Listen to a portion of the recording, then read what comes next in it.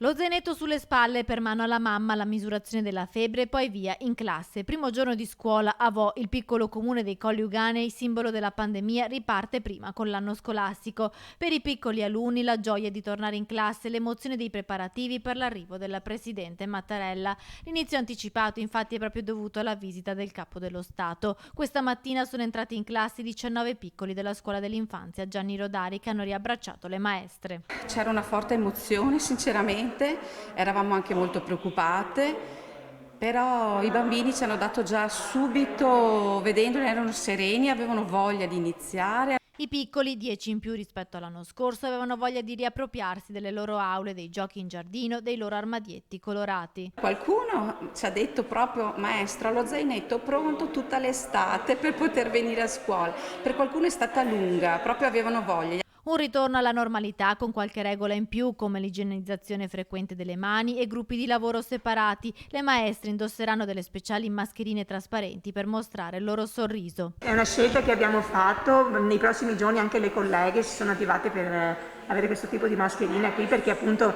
crediamo che sia bello che i bambini possano vedere le nostre espressioni, il sorriso, soprattutto che è mancato tanto in questi momenti. Giovedì inizieranno anche le elementari e le medie, circa 300 alunni in tutto. I banchi singoli e quelli con le rotelle sono già stati posizionati nelle aule e anche gli spazi comuni, grazie ad un finanziamento regionale di 70.000 euro, sono stati arredati con speciali attrezzature anti-Covid. Questi tavoli sono certificati MOCA, quindi sono tavoli che prima della mensa vengono utilizzati per attività di co-working. Il tipo di materiale che è qui presente è con i pannelli, sono fonoassorbenti. Abbiamo un materiale che è trattato con un prodotto virucida, quindi significa facilmente igienizzabile.